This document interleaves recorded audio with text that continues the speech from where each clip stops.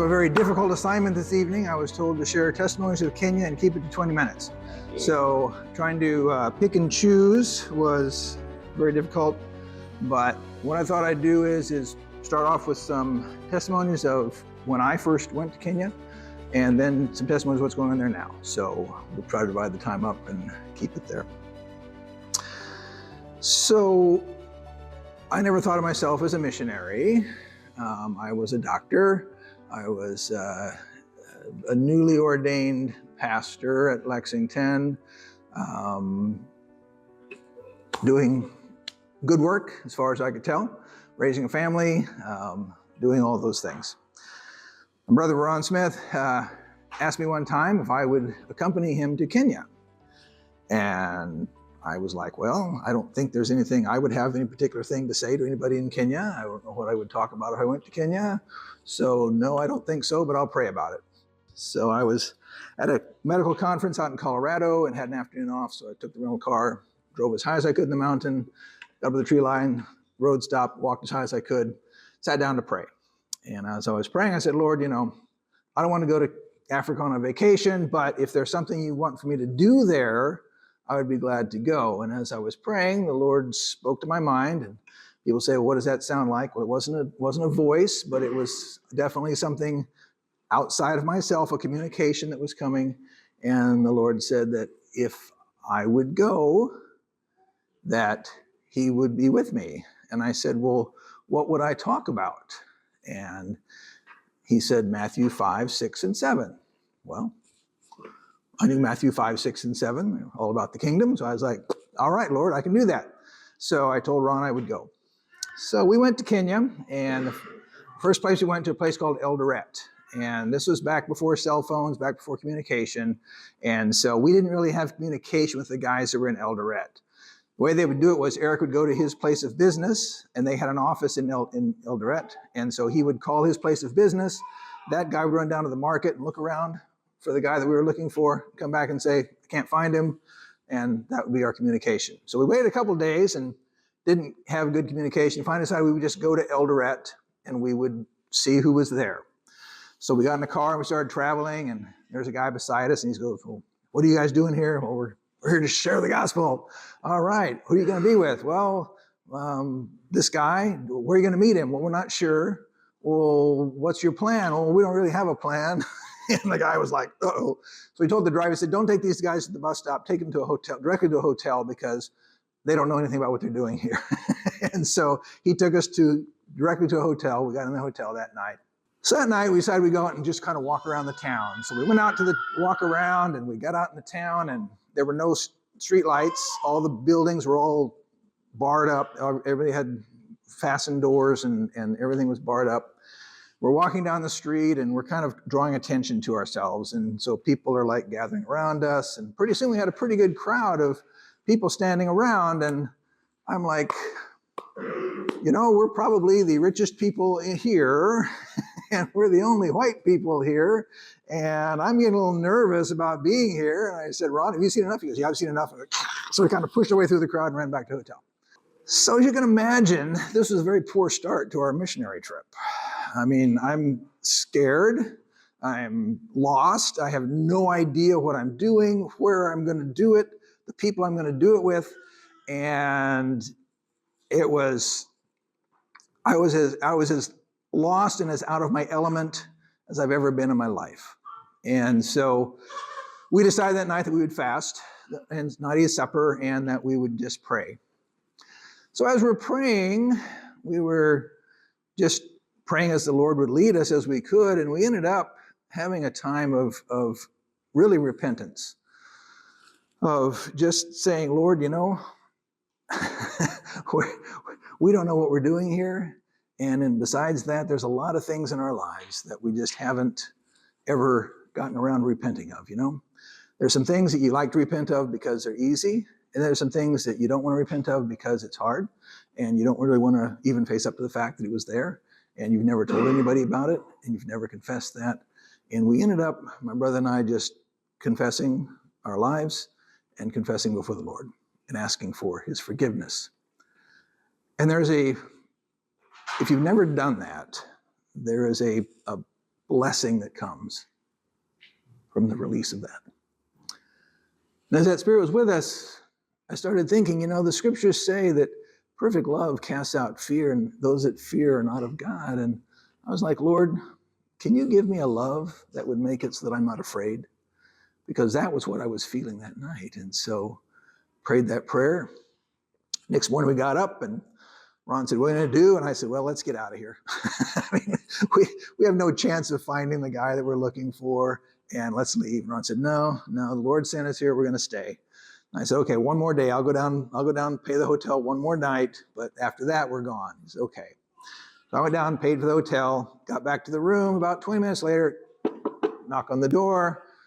The guy we were looking for and two other guys are standing at the door. We're like, whoa, how did you find us? He goes, well, you're the only white guys in town.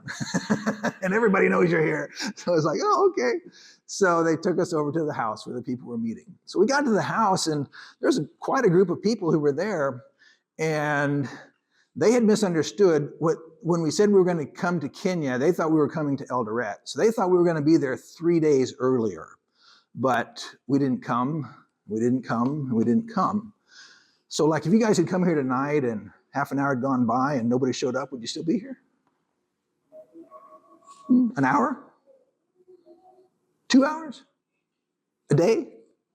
3 days? They were still there. They were waiting. And so they brought us in. They said, well, this is Ron and Doug Smith. They've come from America. They're going to share with us. And they got in, we know it's kind of late. They got in late, but so we're going to cut our sharing off early today. I said, that sounds like a good idea. So we went through the day, through the night, and about 2 a.m. in the morning we shut off. So it was pretty early when we shut off. So what they would do was they would come in, had a table, we'd put our scriptures on, we would sit down, we would share with people. People would come and go, and came time for a meal, they'd put the scriptures off, put some food down, take the food away, put the scriptures back down, and we went until at least midnight every night. So the Lord was doing amazing things, and things that I had never seen in my life or my ministry. I'd heard stories about it, but I'd never been a part of it. And in the scriptures in 1 Corinthians chapter 12 talks about the fruits of the Spirit. But the manifestation of the Spirit is given to every man to profit withal. For to one is given the Spirit a word of wisdom, another by the word of knowledge by the same Spirit, to another faith by the same Spirit, to another gifts of healing by the same Spirit, to another working of miracles, to another prophecy, to another discerning of spirits, to another diverse kinds of tongues, to another interpretation of tongues. But all these work that one and self-same Spirit, dividing to every man severally as he will. You read that list of the gifts of the Spirit, and sometimes we see some of those, sometimes we see another one. During this week, we saw every one of those, and it was an amazing thing. So we were talking about the restoration of the church and of the priesthood, and one night, a family comes in. There was a mother, father, had a 9-month-old baby. Her name was Washington, and they told us that they'd been married for 7 years and hadn't had any children. And in Kenya, if your wife doesn't give you children, then it's the wife's fault. And so the family feels bad, so they send up her sister or another family member to come and be your wife. And so usually you take more wives until you finally get a child, because it's never the man's fault, it's always the woman's fault. So, and the family had tried to do that, but Washington refused. He said, no, this is my wife. If God wants us to have a child, we'll have a child. And 7 years later, they were blessed with a child. Well, the baby got really sick and was, for the last 3 days, had not been able to eat anything, and had gotten sicker and sicker. That night when Washington came home, he found the baby laying there sick, and he said he knew that the baby was going to die because they didn't have any money to go to the hospital. And some neighbors said, there's some white missionaries over at this house. Why don't you bring your baby over there? And so they did. So they brought the baby over, and when they came in, I'm a doctor by trade. I think most of you know me, but so they brought this baby in, and the baby had an infection of the airway. And it was swollen. It was almost shut. The baby couldn't breathe. He was just going, and it wasn't moving because he was that sick. And Ron looked at me and said, Doug, this is the test. So we've been talking about the restoration of the priesthood and how the elders had the Spirit of God, that they could lay hands on people and they would recover. And Ron said, this is our test. So we asked the parents, he said, do you believe that God has the power through Jesus Christ to save you? And they said, yes. He said, do you believe that that God has the power through Jesus Christ to heal your son? And they said, yes. He said, would you like for us to administer to him? We read James 5:14. And so they said, yes, we'd like to have that. So Ron held the baby and I placed my hands on his head. And as I did, I could feel a fever about 104 and the baby was barely breathing. And I knew what he needed. When we have that tracheobronchitis, you need to put a tube down because the airway is going to close off. And you need to get antibiotics. You need to give them IV fluids because the baby was dehydrated and was on its way to death. But I didn't have any of those things. All we had was the Lord to depend on. So I laid my hands on his head as anointed with oil and began to pray. I could feel the fever begin to break. And as the prayer finished, the grunting stopped and the baby was breathing. And Ron was still holding him and handed back to his mother, and baby started kind of kicking one of his legs. And then he kind of started moving his arms, and then he sat up straight and started smiling, looking around, and everybody in the room starts clapping. And I said, hold on. He looks well, but take him home. He needs fluids. Go home and feed him, get him some fluids, and get him well. And so they left, and the next night they sent back word that the baby was healed. It's back up and alive. Had another lady that came in. She'd been gone to another town to teach. And she was there for 3 months, but she never got paid. And so she came back home, and when her husband heard she didn't get paid, he was very angry, and so he called the headmistress at the school and said, why didn't you pay my wife? And the headmistress said, well, I did pay your wife. In fact, she probably just spent on the man that she was living with while she was down here. So the husband was very jealous and felt like perhaps that his wife had been with another man and was using the money that's supposed to come back to the family for him.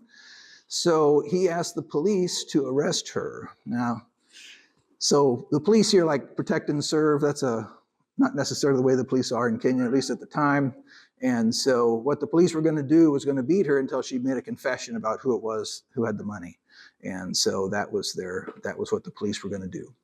So he'd given her over to the police, and some of the people in the community had heard about that. And so they went to him and said, listen, whatever the police do to your wife, we're going to do to you unless you tell them to come home. So he went to the police and said, okay, let her go. And the police said, okay, we will. But then they didn't because they still wanted to find out who the culprit was. So he went back to his house. And so the wife, they didn't let her go until after the sun went down, about 6 o'clock at night.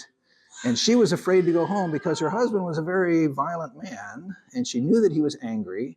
And she didn't really want to go and be in front of him. And so instead of going home, she heard that there was a meeting going on. And so she decided to come into the meeting and see what was going on there. So she came to the meeting and she asked for administration. And so we administered to her. And as we administered to her, she said, the pain from the beating is gone. She said, not only that, while I was gone, my husband was with someone else and got a sexually transmitted disease, and he gave it to me when I came back, but he blamed me for it, and I have had a lot of pain associated with that, and the pain from that is gone. And she said, because I've seen the power of God in my life, and I've seen this healing tonight, I think I can go home. But I'd like for you to pray for my husband. And so my brother Ron, under the influence of the Spirit, offered a prayer for her husband that the spirit of jealousy and anger that was in him would be cast out. And so on the basis of that, she decided she would go home. Well, she left the next night. She came back. And not only she came back, but her husband came back. And everyone's kind of like, ooh, what's he doing here? And he came to the door and he said, I got to tell you what happened last night. He said, yesterday, I told the police to let my wife go at 12 o'clock, and She didn't come home, and she didn't come home. As I was sitting in my chair, I was looking at the door, and I was waiting for her, and I was getting angrier and angrier. And he said, finally, I decided that I'd had enough, and when she got home, I was going to kill her. I was going to strangle her when she came through the door. So I was sitting in the chair, and I was just waiting. And he said, as she came to the door, I started to get up. But he said it was like something dark just came out of my chest. And when I looked at her, I knew she was innocent. And all I could do was fall on my knees and beg her to forgive me. And so she told me what had happened. She told me she had come here and she'd been prayed for and she'd been healed. And she said, you'd prayed for me. And he said, so I want to come and I want to be administered to tonight too. And so we administered to him also, praying that the Spirit of the Lord would be with him and with their family. There was a gentleman there that night. His name was Jacob Okonga. And Jacob was an old guy. And he was a minister. He'd been a minister in lots of different churches. And when the baby was healed, he had been praying for that baby. But when the girl came in, he said, well, I don't know if the baby was healed because I prayed for the baby or because you guys prayed for the baby. So I decided when it came to her, I wasn't going to pray this time. And he said, when I saw that she was healed, he said, I knew that there was a power there. Another gentleman came in. He was from a group called the Legio Maria. Legio Maria is basically the Catholic Church, except for there was a guy in Africa who became Black Jesus back in the 1960s and said he was Jesus. And so they had all the trappings of the Catholic Church, but they also incorporated all the voodoo and the witch doctor stuff into their religion. And he was going to be resurrected in 3 days. He didn't come back, but the religion still remains today. So this guy's Legio, and when he came in, they wear bright colored outfits. They have hats. They do dreadlocks. They have big kind of Rastafarian kind of hats on. And some people are scared of them. When they came in, the guy said, this guy, got to be careful about them. I said, why do you have to be careful? Well, because they can put bones under your bed and they can do things. They put curses on you and all that. We said, yeah, but Jesus is stronger than all those curses, right? Well, yeah, but they can do some pretty bad things. I said, yeah, we know, but Jesus is stronger than all those that, right? You know that, right? Yeah, we know that. Mm-hmm. Sort of. So the guy said, I want to be prayed for. And so we said, okay. He didn't tell us what he wanted to be prayed for, but he said he wanted to be prayed for with the oil. So we laid our hands on his head and prayed for him. And as we prayed for healing for him. And finished the prayer. Sat there for about 10, 15 minutes, and finally he said, so I gotta share a testimony. He said, I've had stomach trouble for about a couple years. Had pains in my stomach, it's never gone away. I've been to the doctors, nothing has helped. He said, when you prayed for me tonight, the pain went away. And he said, I got a prophecy for you. He says, in 6 months, if you guys return, this church is going to be a very big church. And then he walked out. We never saw him again. But Jacob, the next night, he shared his testimony with us too. He said, 10 years ago, I was second in command to a church, big church, lots of people, and we had lots of money. And the head of the church and the guy who was in charge of the finances, they took off and they went to South Africa with all the money from the church. And he said, God, that can't be your church. If this guy who's our leader just left with all the money, that can't be your church. He said, would you show me your church?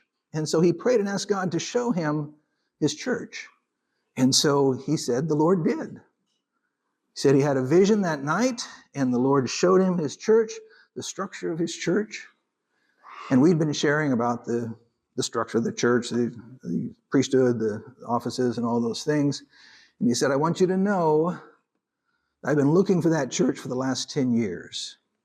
And the church that these two have shared with you is the church that God showed me in my dream 10 years ago, was his church.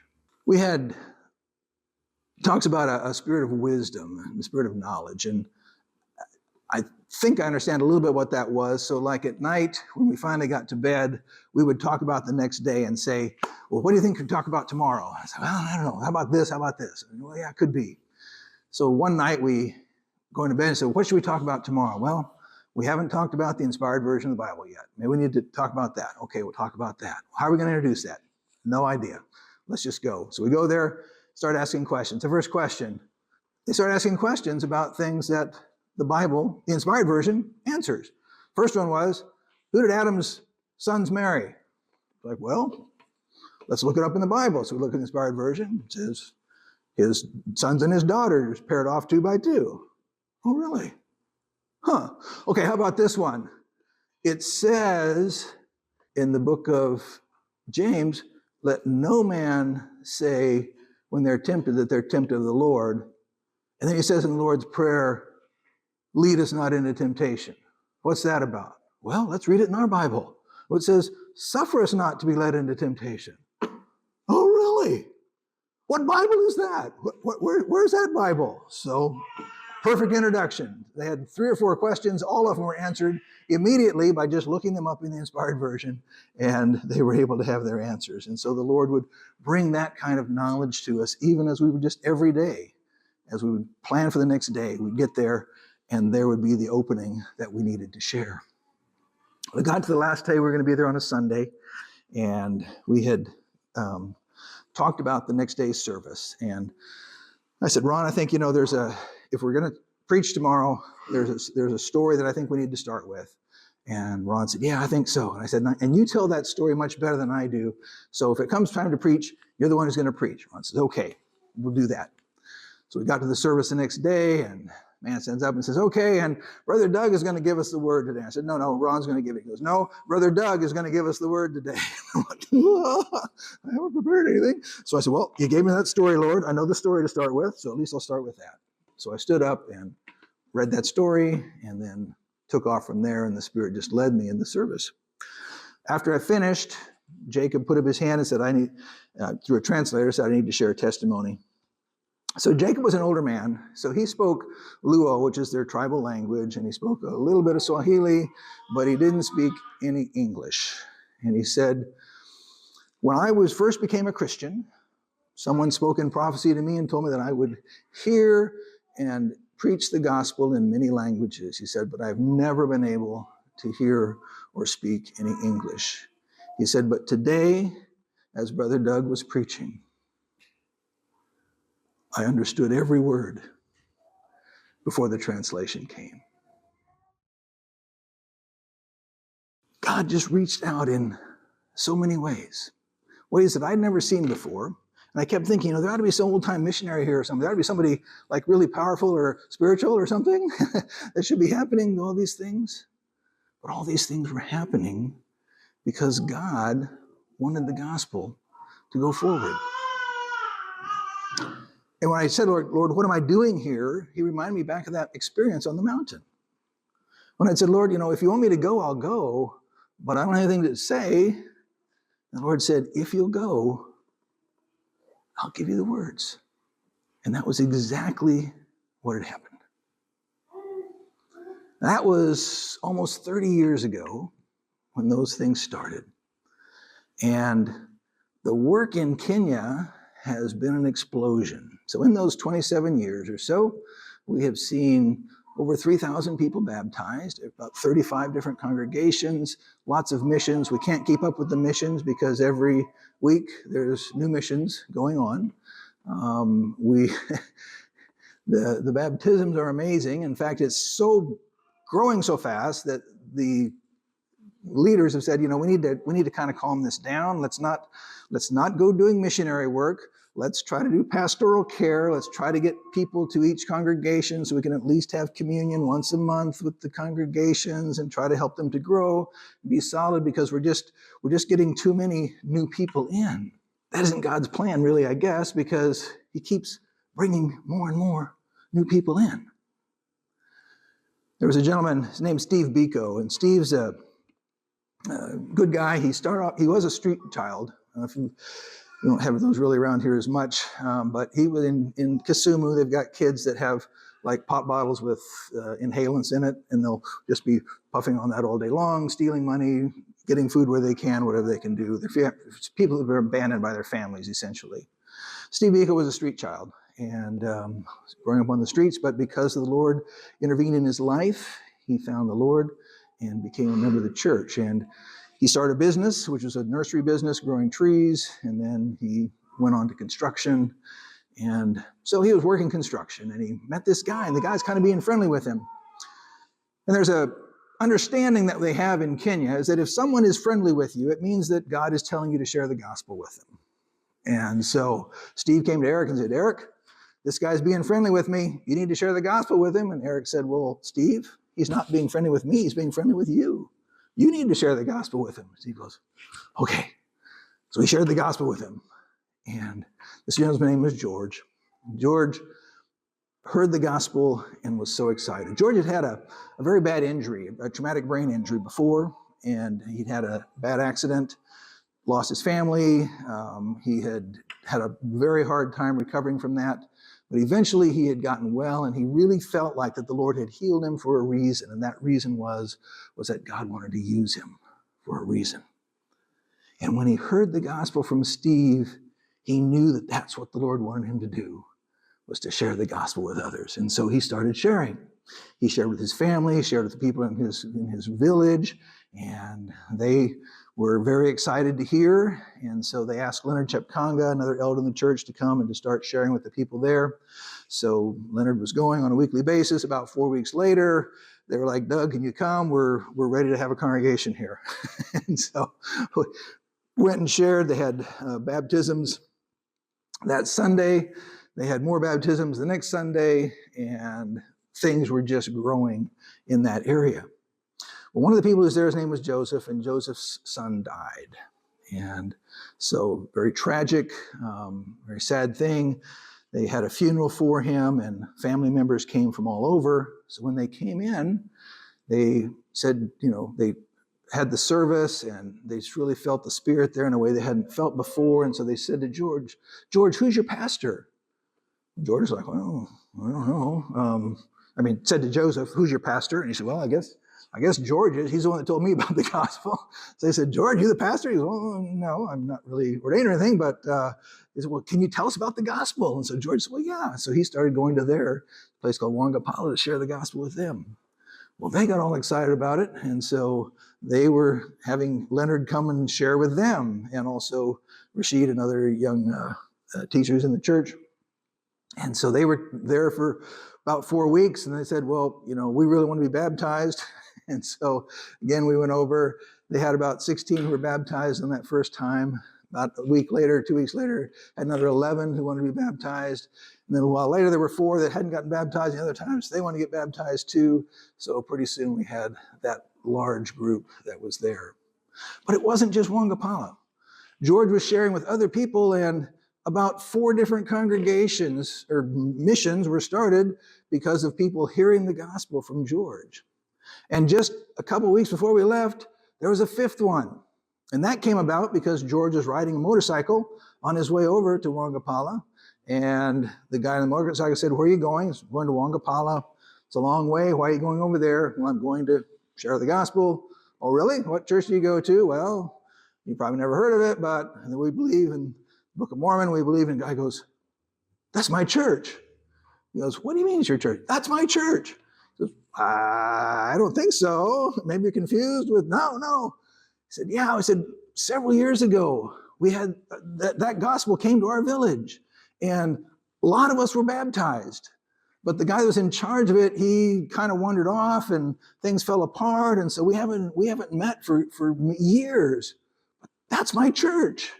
So George was like, well, I don't know. So he went and contacted Wilson Oyata, who's an elder who was in the area. And he said, do you remember this town? Goes, yeah. Was there a church there? Yeah. Well, the people are still there. They want to be seen again. So Eric came to me and said, well, what, we don't want to keep doing this missionary stuff, but what do you do when there's people who are church members and they want you to come back? We got to go back. So they went back, and they said it was just a a wonderful reunion. The guy gathered up several of the people who had been church members before and brought them back together. So the Lord is just bringing out people from all over. And a lot of it is being led by some of the youth. We have two groups at the colleges at Mombasa, one over on the western side, and we see so much of the outreach that's happening just from with those youth people. In the western side, they have what they call Missionary Sunday, where once a month they have everybody bring a friend. And so they all come meet together. And then the next month when you come back, a lot of those guys have now joined the group. And so they're bringing more people in. And so things are just going forward as the Lord desires. My 20 minutes is well past, but I just want to encourage you that the Lord is calling each one of us to be able to share the gospel. And it's not because of some particular something about you that makes you a missionary. What makes you a missionary is your willingness to share the love of Jesus Christ with someone else. And reminded in 1 Timothy chapter 4, verse 12, let no man despise thy youth, but be thou an example of the believer in word and conversation, in charity, in spirit, in faith, and in purity. Till I come, give attendance to reading, to exhortation, and to doctrine. Neglect not the gift that is in thee, that was given thee by the prophecy, by the laying on of hands of the elders. Meditate upon these things, give thyself wholly to them, that thy profiting may appear to all. Take heed unto thyself and unto the doctrine, continue in them, for in doing this thou shalt save both thyself and them that hear me.